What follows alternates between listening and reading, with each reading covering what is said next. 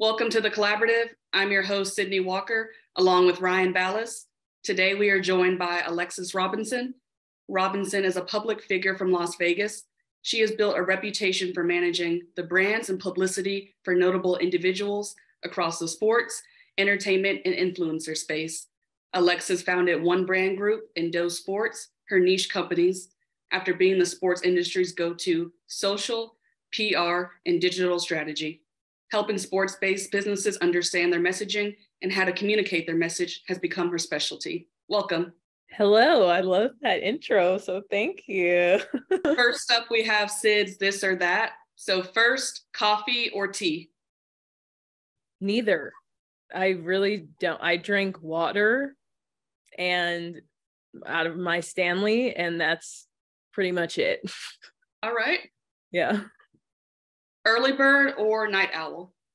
Early bird. Same. I'm that person that's at the gym at 5 a.m. Definitely always up early. Okay, then I'm not an early bird. You won't see me at the gym at 5 a.m., but I'll be up at like 6. Hey, that counts. Okay. Introvert or extrovert?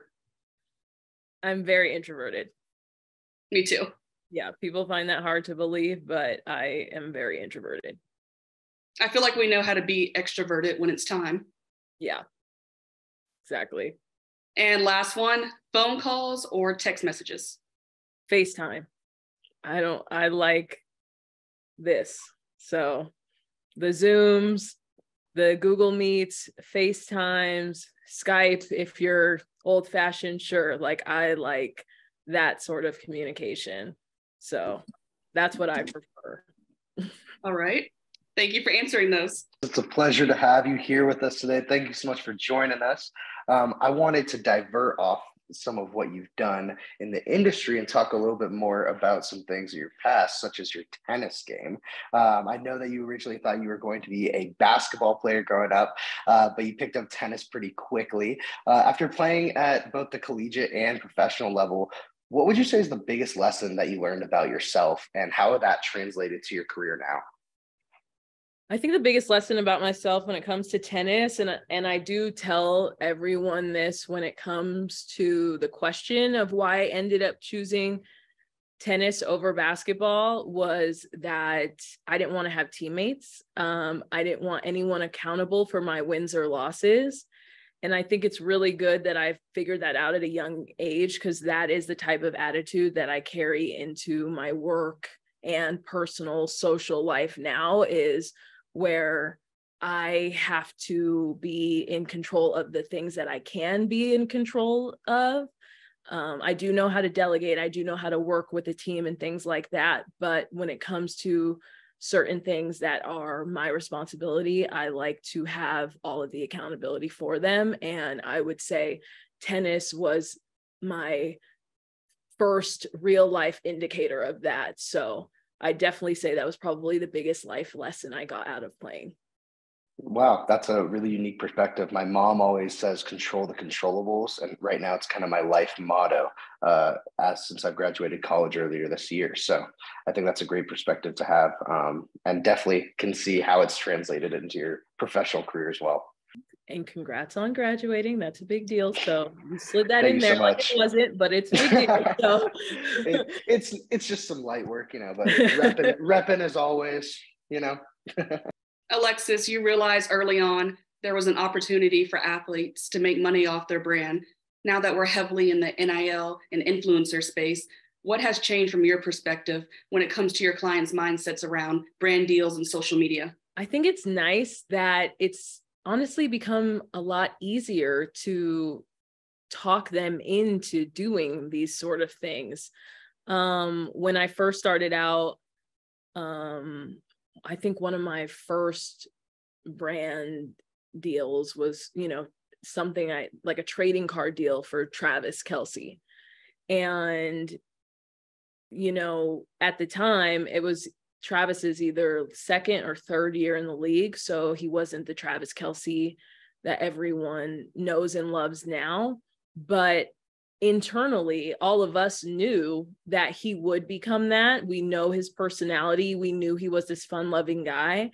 And so I was trying to like convince him to get people to see his personality in the marketing space, because I knew that could be, you know, the way he makes a ton of money. But it wasn't as easy to convince him then, because at that time, this was what, 2014, 2015, it was still like focus on the sport, focus on the sport. And now I think the messaging has been amplified that you can focus on the sport, but you can bring other aspects into the picture when it comes to your brand with the team and do it and still excel and still be, you know, at the top of your game. So I think that's probably like the biggest thing, is the messaging has just been amplified tremendously, even to the level of now in some states, even high school. Yeah, I think that's a really good point. And now we're seeing athletes use NIL for all sorts of stuff. Like I've seen one guy was really into art, so he did an art exhibit and just all sorts of stuff outside of their sport. So that's really cool that you started with Travis when he was just getting started and now looking at him. So thank you for sharing that. Yeah, I mean, I think it's great. Sometimes when I'm with a client, I'm just like, what are some things you like? Where are you from? You know, some of my clients that I work with, NIL clients that are from here, from Vegas, where we grew up, I'm like, we have a target niche audience just being from where we're from, because there's so many things about Vegas that you won't get anywhere else. There's brands and, you know, companies that want Vegas originals, and there's not that many of us. So I think it's just great what's been able to come with the NIL and its rise. You've had a plethora of different experiences, Alexis, working in sports, from social media and PR roles to being a COO and starting your own agency even. Which position do you think was the most formative experience thus far for you? I said this recently, and it's just because as a former tennis player and as a Black girl who played tennis and has been in this industry, being on the social media team for the US Open, which was Serena's last tournament. So being on the actual team that handled her farewell, it was the most rewarding project I've done in this space. Was definitely the hardest, but it was 1000% the most rewarding. And it's a story I will get to tell forever. It's kind of like that full circle moment for me. So it was the coolest thing. And you know, from starting companies and being my own boss, you know, I don't work with a lot of people all the time besides my internal team. So this was my first time being, you know, on a larger team, having a boss, having, you know, certain responsibilities due at this time, this day, things like that. I haven't been in that structure, honestly, ever. And it was definitely eye-opening, but still, I mean, it was so rewarding. It was so cool. I was able to merge, you know, stuff with basketball and football and other projects and that I've worked on and other clients that I've worked with, able to bring that to the US Open and to Serena's farewell. And, you know, I did some collabs with my friends who work at ESPN Social and things like that. So one of the players that we have the same tennis coach, like we used to hit together, JJ Wolf, he went pretty far in the tournament, and I got to not only cover him digitally on social and do a collab with him, but I got to, you know, tell the camera guy, like, hey, go get pictures of this guy. And it was like, man, that's like JJ. Like we had the same tennis coach. So it was 1000% the most rewarding thing I've done. That's like an incredible story. And that's definitely one to keep in your back pocket still for years to come. Like that's a story you're gonna tell your grandkids. That's really, really cool. We always hear about the highs of building your own brand and leaving the 9 to 5. We often don't hear about the lows. Can you touch on some of the challenges you faced when it comes to building and managing your own business? There's a lot of lows. The big one being chasing business.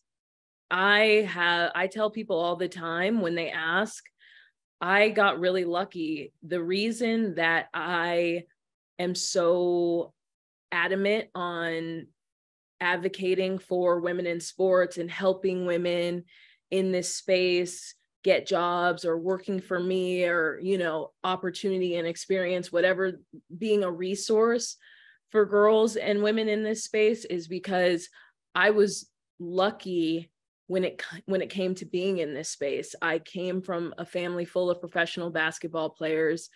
I ended up playing tennis. I went to, you know, I was at Oklahoma. I was in Norman, Oklahoma. Athletes were all around, you know? So it was easy for me to have a network of people, whether it was relatives, close friends, you know, like Bryce Harper, I grew up down the street from him, you know, like things like that. So I genuinely my mom tells me all the time, I hit the genetic jackpot. And so because of that, I try and utilize my network to help others, because it's not easy to have steady business in this entrepreneurial field that is so hit and miss, you know. An athlete's wins or losses end up being your wins and losses too. So it's not a steady book of business. Every, you know, you don't first and the 15th is not a paycheck. So I think that's the biggest one. And I want people to know that first and foremost. So don't just make that leap of faith without a plan. And then be prepared to be very stressed out, because you're grinding to get that business, to have consistent business. Over the past 3 weeks, I took time off, and it was the first time in years that I finally have built a team and have a wonderful business partner who has figured out how we delegate things and you know, our roles and who can cover who, and to make sure that there is space and availability for free time and things like that. That wasn't allotted to me in the beginning. I was traveling all the time. I remember before the pandemic hit, and the crazy thing is I was doing a lot of traveling during the pandemic as well, because sports didn't stop. But before the pandemic, I remember specifically telling my mom, because she had asked something about, I think it was like travel points or something, I don't remember, but I was traveling 18 days a month. And now, if you ask me to go to a basketball game, like for leisure, I'll probably say no. Like, I genuinely am like, I'll take a night watching Netflix over a Laker game. Like, I genuinely was burnt out from that aspect of it. I know that's kind of like first world complaining to be like traveling and going to sporting events, but it does take a toll on your body. So those are probably the two biggest things that I would say are like the cons of the entrepreneurial life. I love how you said don't take that leap of faith without a plan.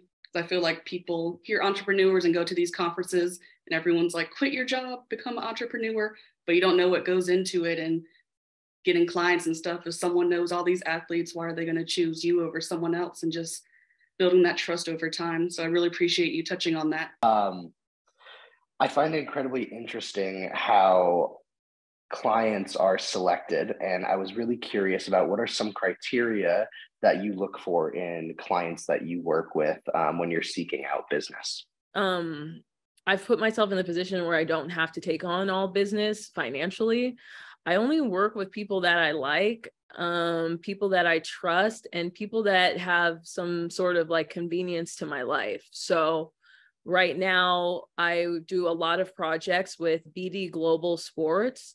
They're one of the largest event management companies when it comes to, they run some pro golf tournaments, college basketball events, and a bunch of other stuff that we've done together. I handle social for a lot of their large events, including like they did the Duke Gonzaga game, which was like the biggest college basketball game of last season, things like that. So, you know, not only are they great to work with, I genuinely love the entire staff, but they also do a majority of their projects in Vegas. So boom, convenience.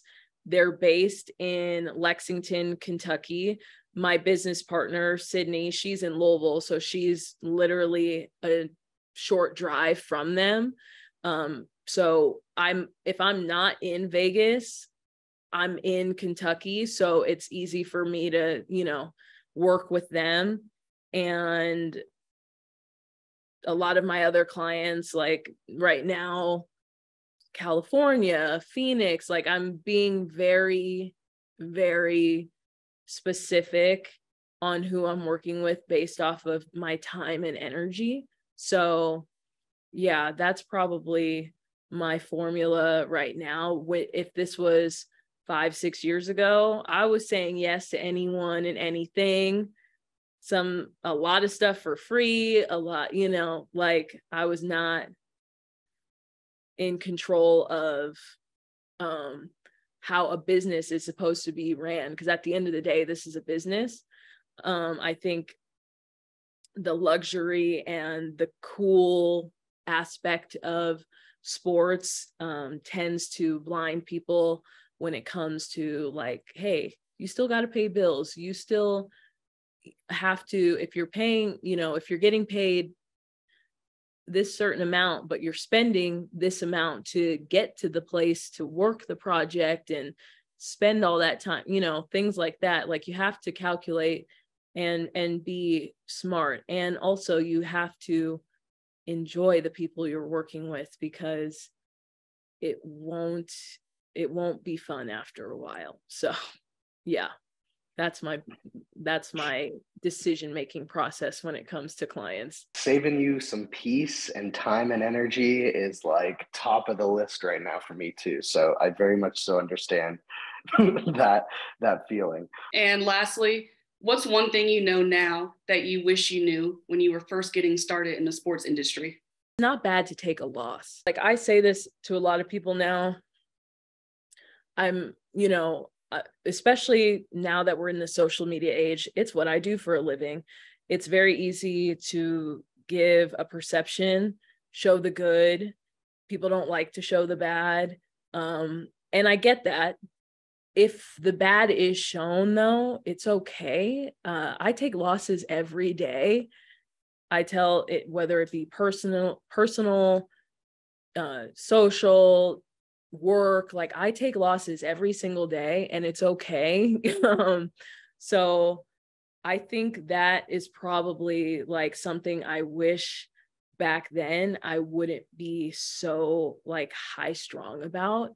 I was so worried about, you know, people thinking that I'm perfect and that I built this perfect brand and, you know, I have this network of people and all this other stuff. And it's like, that's cool. But honestly, I have a network of people that everyone probably would quote unquote love to be around or hang out with, or, you know, all this celebs and athletes and stuff like that. But, you know, to be honest, like at the end of the day, I like to kick it in Vegas, not even in Vegas, in Henderson, in the suburbs of Vegas, with my two best friends, one of them who has served LeBron James. And I kid you not, called me the second she finished serving him and said, this tall guy named LeBron just tipped me $300 when that was way over 20%, had no clue who she had just served. Like, those are my two best friends. They don't care about sports, don't care about the people I spend time with. And we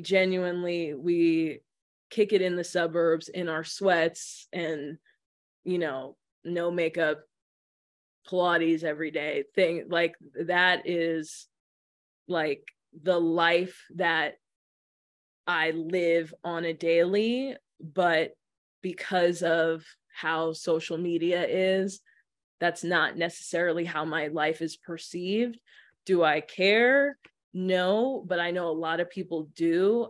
And I know that I did when I was younger. And I wish I would have told myself it really doesn't matter. I don't need to be the girl courtside or, the girl with, like, I don't need to have internet proof that I'm working with Travis Kelce, things like that. So that's definitely what I would have told myself, my younger self, is just to relax and wins, losses, it doesn't matter. Just keep going. To be honest, just like keep going. That's a great perspective and definitely valuable advice that we can all take something from that. And at the end of the day, social media is a highlight reel. So just stay on the grind. I like that. Yes. Alexis, thank you so much for your time today. It's been a real honor getting to speak with you and hear some really incredible different perspectives from yourself. Really appreciate you taking the time to be here with us today and to talk with us. Thank you so much for joining us, Alexis. I couldn't think of a better way to start off the year. Your advice and stories were extremely valuable. So thank you once again. Thank you, everyone, and have a good rest of your night.